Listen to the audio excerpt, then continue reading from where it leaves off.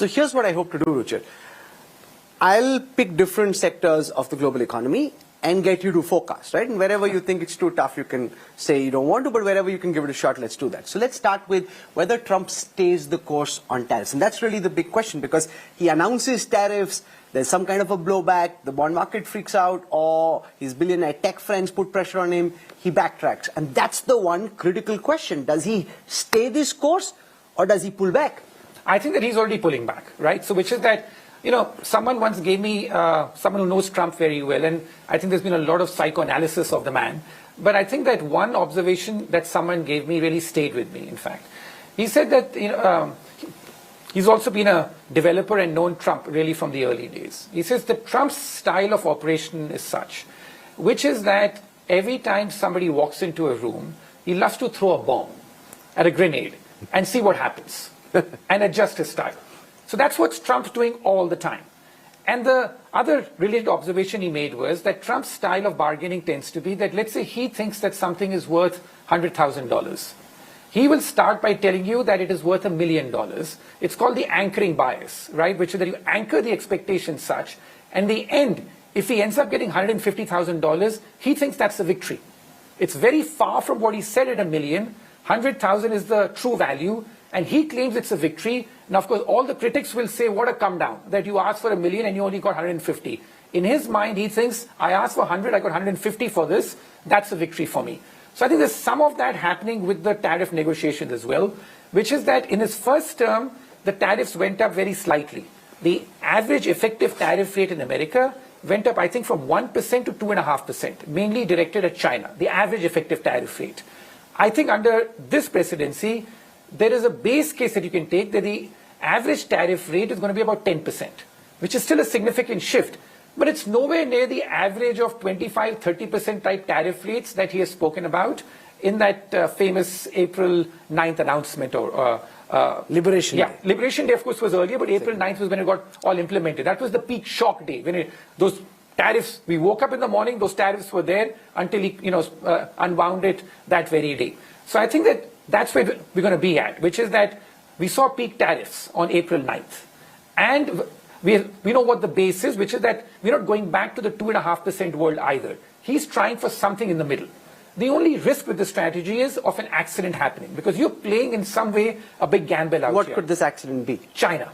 And I think that's what's the real worry, which is that his sort of strategy is that, and this comes from a bit of hubris about America as well, which I think permeates both the parties out there at the top, that we are the world's largest economy, we are the world's largest customer, where else will people go, where else will the money go, they have to come to us, right? So he's got that basic assumption.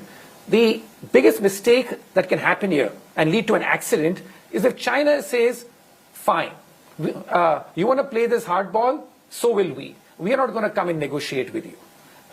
So that is where the danger happens, because he wants a deal with China. He wants the negotiations to happen where he gets a deal with China and show that they punish China to some extent. But at the end of the day, he wants some deal to happen. He seems to also be getting frustrated that China isn't coming to the negotiating table just yet.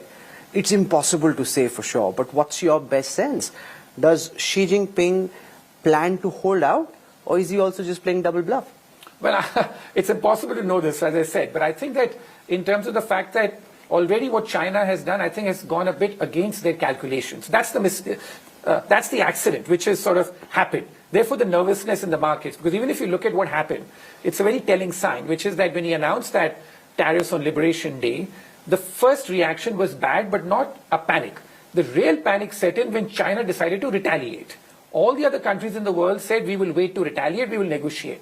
The moment China said we are retaliating, that's when the fear came in that maybe an accident here could happen. So I think that that's really the big risk out here. But having said that, what can we do today? Which is that we can try and see what is going to emerge from this fog of war out here, right? So we got tariffs are going to go up in America. I think the base case is that we're going to be at least at 10%. Somewhere north of 10, but at least at 10% is the effective tariff rate into America. Most economists calculate that for every 1 percentage point increase in the effective tariff rate in America, that slows down America's economic growth rate by about 10 basis points, 0.1%. So just the fact that you have a tariff rate of north of 10% means that the American economy, just from that effect, may slow down by almost 1% just due to that. Then he's putting curbs on immigration in a serious way. So if you look at America, before the pandemic, America used to sort of get about 1 million immigrants a year, net. All immigrants put together, asylum seekers, illegal, legal, like used to be like 1 million. After the pandemic, and this was like the biggest failure under the Joe Biden administration, there was a massive surge in immigration, which disturbs the social fabric of any country. And that average number went up to about 2.5 million. So huge amount of immigrants coming in. 1 million, now your trend rate is running at 2.5 million. That is expected to collapse this year to possibly 500,000. So below even what existed before the pandemic. So these are big shocks to the system, because at the end of the day, like America also needs labor. And a lot of the jobs which are being done by these immigrants, a lot of the local Americans do not want to do. So these are all shocks that are being given to the system at the same point in time. So the next question is, what impact do these shocks have on America's growth rate, which has massive bearing on global growth, right? I was reading a lot of brokerage reports which say that the probability of recession is now at 60%, it's almost 2/3. And some are saying we're already in recession. We don't see it yet because it takes 2 quarters for the data to come out, but we're already in recession. Is America almost certainly now hurtling into a recession? Well, there's no certainty, because remember that every economist was convinced in 2022 the Fed increased interest rates. Every economist was convinced that America is going to have a recession. It didn't, because there was massive fiscal stimulus and other things offset it. So I think it's too early to pronounce definitively that a recession is coming in America. But I think that what I'm seeing around the world is the fact that, and this is what I sort of had written about as well, that whether Trump makes America greater again is debatable, and the evidence is against that just now, but he may make the world great again. How? Because I think that many leaders around the world and countries are facing that we are now in an existential crisis. So what many countries around the world are doing is that they are beginning to carry out reforms and increase trade with each other. So, there's a positive offset happening here. And the most talked about case this year has been Germany. That Germany went ahead and did this massive fiscal reform, and it's trying to back it up with some of the structural reforms on the labor markets and stuff. And Germany would have never done this had it not faced the threat of Trump and all this happening out there. That's what galvanized Germany. And we look at countries like India too.